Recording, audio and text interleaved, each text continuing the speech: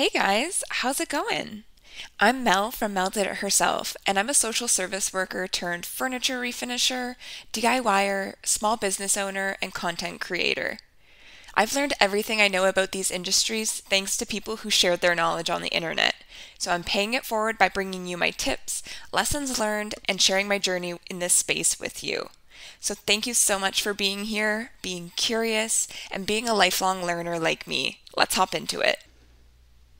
Welcome, welcome, welcome, my friends and fellow busy bees. I hope you've been having a great week, and if you're in Canada at least, are looking forward to a wonderful long weekend. On this week's episode, I wanted to chat about selling furniture online because it's something I've talked about in the past on my Instagram and YouTube channels, because I do think in order to do it effectively, there are a few key elements that you will want to ensure that you have in place in order to have the most eyes on your beautifully refinished furniture piece and thus get a quick sale for as much money as you were hoping to get.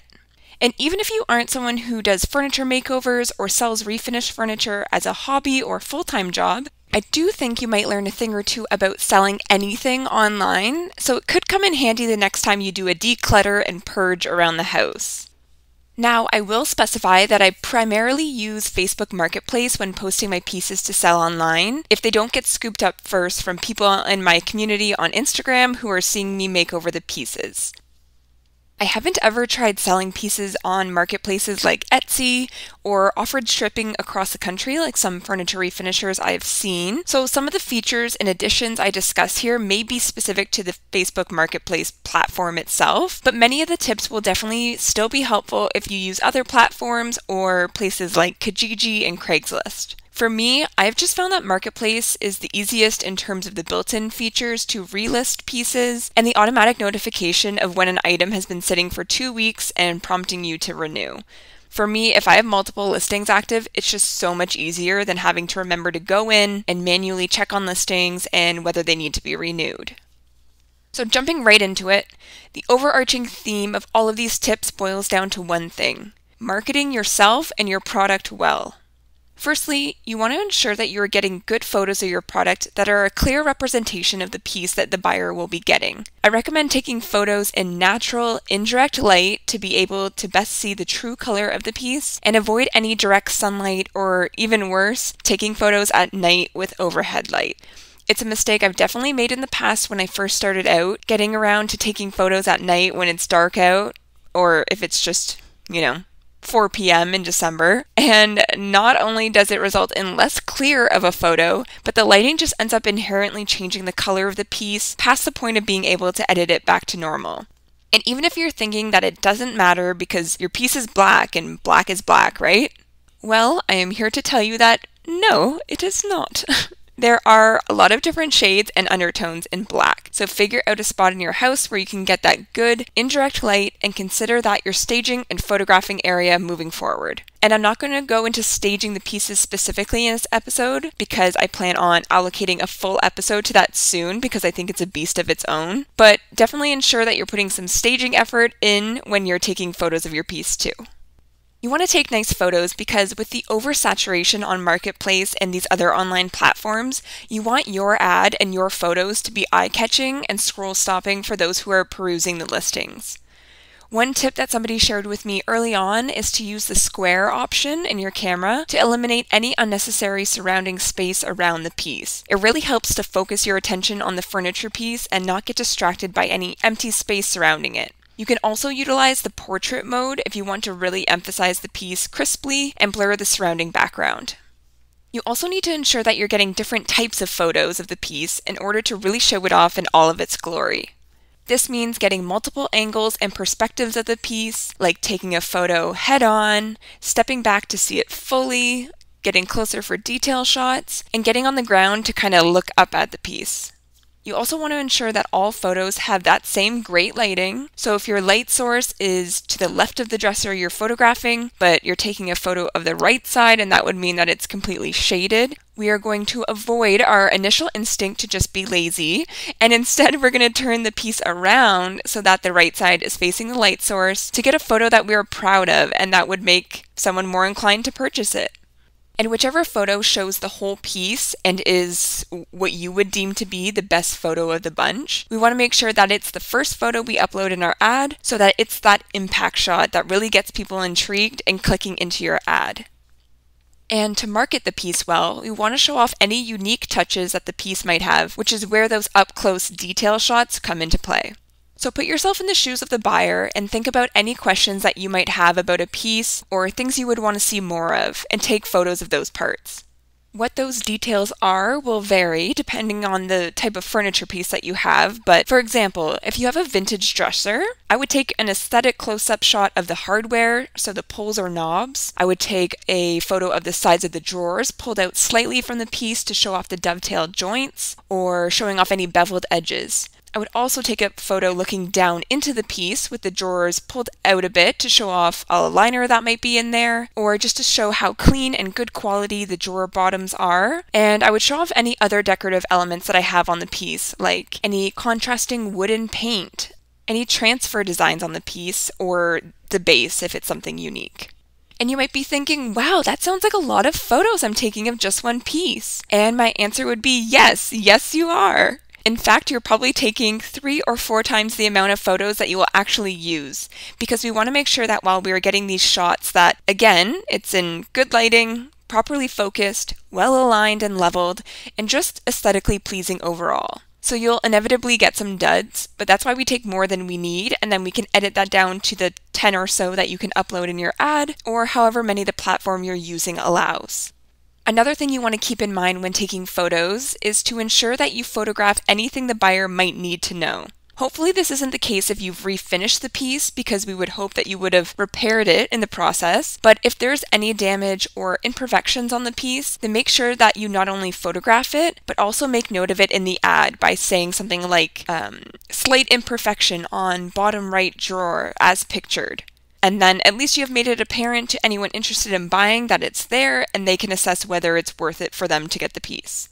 I've had people drive for multiple hours sometimes to come and pick up a piece, so I would absolutely hate for them to drive all that way and then find out that there was something wrong about the piece that made them no longer want to purchase it, and I wasted both of our times by not disclosing it from the beginning. So just something to keep in mind if it's relevant to what you're selling. Transparency in advertising is key.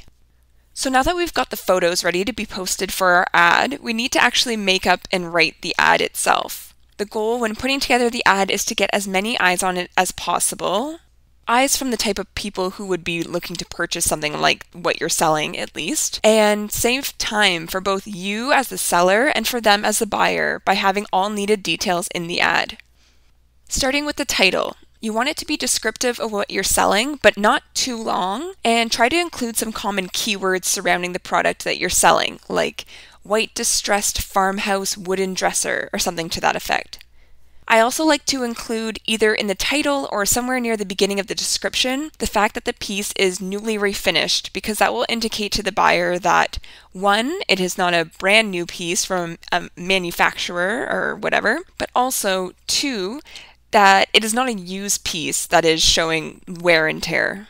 Some people will read the word refinished, and to them that will mean used, and that's fine because they're not your ideal audience anyways.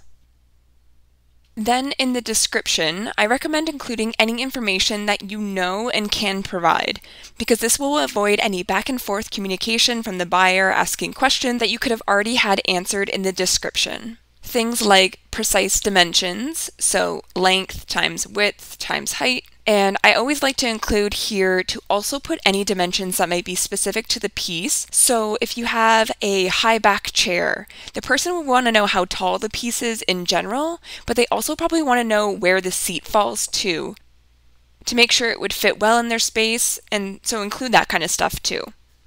As long as it's laid out in an easy to read ad, having more information is better than having not enough, in my opinion. If you found a maker's mark on the piece, list the original manufacturer's name, because it could be something that adds value to the piece as well. And if it's a wood piece and you know what wood species it is, or what type of material it is in general, even if it's melamine or particle board, include that as well. Typically, people tend to value pieces made of wood more because it's more durable and lasting. However, I don't know if you've ever tried to lug a solid wood piece of furniture around lately, but it's fucking heavy. So if someone lives on the 5th floor of an old heritage building with no elevator, they might actually prefer a lighter piece made of particle board because they'll be able to get it up to their unit without killing themselves. You never know. Small rant here, but I'm so sick of this weird material hierarchy I've seen online where people are like, I wouldn't even dare touch a piece of furniture if it's not solid wood. Like, chill guys, it can still hold your pajamas. It's all good. Relax. Anyways, so in the description, I'll also include what I did to the piece and typically include the products I use to refinish it, such as the paint color and the brand name or the stain name. Not only because I stand behind the products that I use and I know that they'll hold up over time, but also because then people can always Google those products to see other photos of it used and photographed in different lighting if they want to get a better idea of how it looks in person. I'm not actually sure if people do that, but it's something that I definitely do when I see a color that someone has used on a piece on Instagram or something, so I figure, why not include it here? Can't hurt. I am also sure to include a rough location of where I'm located. In Facebook Marketplace, you can also drop a pin on your location, or I think maybe add your postal code, so it will show up on a map, but in case people aren't scrolling down that far, I like to put it here too. I won't put my exact address, obviously, because I don't want people just randomly showing up at my house prior to my knowledge, or without my knowledge and forewarning, but since the side of the city that I live in has names for its suburbs, I'll state the area's name and also a nearby intersection of 2 notable streets so that people have a rough idea of where they'll be going. I also recommend including details on pickup or delivery. For me, historically, I have stated pickup only because not only was I pretty short on time while working my 9 to 5, but I also found that most people who asked if I could deliver could, in fact, come and pick it up, but they were just asking because obviously it's probably more convenient for them if the piece would just show up on their doorstep. I have had an exception or two where someone was really interested in a piece but didn't have access to transportation, so if they live fairly close to me, I've brought it over to them, sometimes with a fee depending on the distance. So whatever setup you decide makes more sense for you and your business, I would just recommend having that clearly stated in the ad, because especially if you're willing to deliver, that could be the thing that helps someone decide, yep, this is the one, I want it, sold. And you can get crafty with what you offer in terms of delivery, because I've seen it done so many different ways. Some people will charge a flat fee for delivery regardless of your location. Some people will be willing to deliver within a certain area, and if the place is further, there might be a flat fee added on top of that. I've also seen people state that they will deliver for free within, X kilometers or miles of your location, and then they basically have a sliding scale for how much they charge or how much the cost will increase as the delivery location gets further away from them. Just let them know up front what they're consenting to, and honestly, if you don't want to adhere to one thing in specific, I'll say what I always say. It's your business, so do what feels right. You can always say, inquire within for delivery options, and based on their location when they message you, decide what feels worth your while. You're in charge, baby. Do what you want. Another hot tip is that Home Depot, and I believe Lowe's as well, offers van rentals for $25 for 90 minutes in Canada, at least, Ontario specifically, and that's really helpful even if someone doesn't have transportation available to them, to offer that as an option if you're not offering delivery, because most people are willing to, bring the thing to you or come pick it up and bring it to their home if it's only going to cost them $25, especially if you would be charging more for delivery. So keep that in mind. Last 2 things I ensure are in the description. 1, indicating what form of payment I offer, and I always recommend to offer at least 2 forms of payment to give people some choice. I'm in Canada, like I said, so I'll put that either cash or e-transfer is available. If for whatever reason those weren't options for someone, I could offer PayPal, I suppose, but that would probably be a little weird and questionable, like the numerous scams that you get of people who really want your piece, but they'll send you a cashier's check and have their delivery truck pick it up. Ever gotten that one? So annoying. But anyway, if you're in the States or elsewhere, you likely have different payment options like Venmo or other apps, so just make it apparent what's available. And the last thing I put in the description is a shameless plug, because it is a marketplace and a way to show off the awesome work that you've done, even if the person seeing it isn't necessarily in the market for that particular piece that you have listed. I have a little blurb that I add at the end of each ad saying something like, if you're interested in checking out more of my work, you can find me on Instagram or Facebook at MelDidItHerself. That way, people can come check you out, and maybe they see something that you're working on that they'd like to purchase, or maybe they have a piece in their home that they were looking to make over, and they go to your social channel or your website and find out that you offer custom work. Win-win. And on Facebook Marketplace, you can also add tags to help people to find your listing better by adding keywords, which is like when you make your website SEO optimized. So types of keywords that I'll include will be on details of the thing that I'm listing, whether it's a dresser, a shelf, or a bookcase. And I'll also try to think of other things that people might refer to it as. For example, some people might call a piece a wardrobe, some people might refer to it as an armoire, or some people might just say dresser.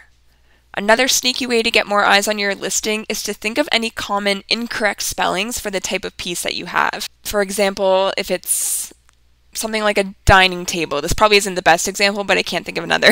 So if it was a dining table, then put a tag where it's spelled DINING table, but also DINNING table, because some people just aren't great at spelling, or are in a rush, or we can blame it on autocorrect. Who knows? I'll also include the color of the piece in the tags, like green, but if it's a certain shade of green or could be interpreted as such, I'd also add things like olive green, sage, muted green, or other common terms. Again, you're wanting to get in the mindset of the buyers here, so also think about the style of furniture that they would be looking for. Is it farmhouse? Is it traditional? Is it mid-century? And also consider the different ways that people would write it out or type it out. So having mid-century modern, mid-century, and MCM all in the tags will bring all of those people searching for those different terms to your listing. Now, there is a limited number of tags that you can add to each listing, but if I haven't filled them up yet after doing those things, I'll also consider the purpose for the furniture piece and the room that it goes into. For purpose, I mean that just because it's a dresser or a buffet or whatever, people may not necessarily know that they're looking for that specific thing. However, they might go on Marketplace looking for a storage solution or something for organization. So having those keywords in there would help lead them to your furniture piece that they never knew that they needed. Likewise, with the room that it goes into, putting bedroom, living room, or family room, or nursery will help people to find the ad as well. So then your ad is ready for posting. Don't forget to share your now available piece on your social media platforms as well, because there might be someone over there who's looking to pick up what you're putting down. Okay, and because I just can't stop here, I do have some recommendations or advice for how to interact with people and treat your listings once they are up and active based on my own experience. 1. Always get back to people within a timely manner. This will stop them from moving on to someone else and finding a different piece, and it's also just good business practice. 2. Always be polite to people. Don't be overtly rude or curt. It's your reputation, they can see your name and your other listed ads, and they have the ability to give you a rating. Don't forget that. What's more, people often turn into repeat customers, so nurturing those relationships and always trying to create a space for them that you want them to come back to. They say that 80% of your revenue comes from 20% of your leads, so nurture the shit out of them and be a nice human to interact with, alright? We call that tough love. 3. This is personal preference, but when I get inquiries about an ad, I do like to do first come, first serve approach. This means that, assuming that someone's expressing imminent interest and they are replying generally quick, I'll allow the first buyer that showed interest and set up a time to pick up the piece, assuming that it's a firm time and date, and I'll hold it for them. Even if someone comes to me after and says that they can come and get it right away, I'll let them know that it's pending pickup, but that I'll let them know if it happens to fall through. I feel like this approach is more kind to the customer because it doesn't make people feel like they need to drop everything and come immediately in order to be able to secure the piece. People have lives. And it's also nice to mark the listing as pending in those instances, just so people who are interested in the piece aren't messaging you thinking that it's readily available during that time. It gives them a bit of a buffer to expect that perhaps it won't be available. Sometimes I'll also ask for a deposit, or people will offer to provide one if they can't come for a few days, which works for me because it typically means people are more likely to follow through since they put some money into it already. I do know that some people require a deposit to secure the piece for a particular person expressing interest, so it's totally up to you if you feel like that works best for you and your business. You do you. But there have been times where the person who said they were going to come did end up coming to get the piece. And if somebody has expressed interest in the meantime, and I've said it's pending pickup, I'll let you know if it falls through. I always do let the other people or person know that they did end up taking it. The other person. The buyer ended up taking it, but I let the other people know who are expressing interest. Why? Because I always appreciate when people do the same for me when I'm interested in buying a piece. It's basically closing the loop. And good life lesson, always close the loop whenever you can, guys. This quick and easy practice has helped create ongoing clients on more than one occasion for me, because in some instances, people are disappointed that they missed out. However, I let them know that I do custom work, and so that we can source a similar piece and recreate that design for them. And other times I've had a similar piece sitting in my inventory stash and have been able to whip out another one and sell it to that person within a couple of days. All because I closed the loop and got back to people when I promised that I would. Which brings us to number 4. Another time for a shameless plug. Put a tag on the furniture piece or include a handwritten thank you card and business card on the piece to let people know where they can find you to follow your work or get more pieces from you. I also like to include some other little touches, like including extra paint in a little container and indicate the paint color and brand in the thank you note in case people ever require touch-ups or they want to get another piece done to match it in the future.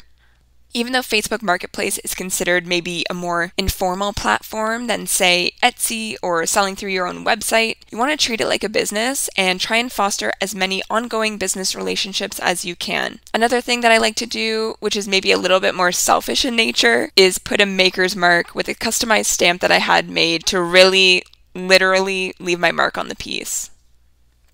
And number 5, we always want client testimonials as social proof to use moving forward. So after the sale is completed and the piece is picked up and taken home, I recommend asking the person to leave you a rating through the marketplace platform, or provide a testimonial on your business page, and or provide a photo of the piece in its new home.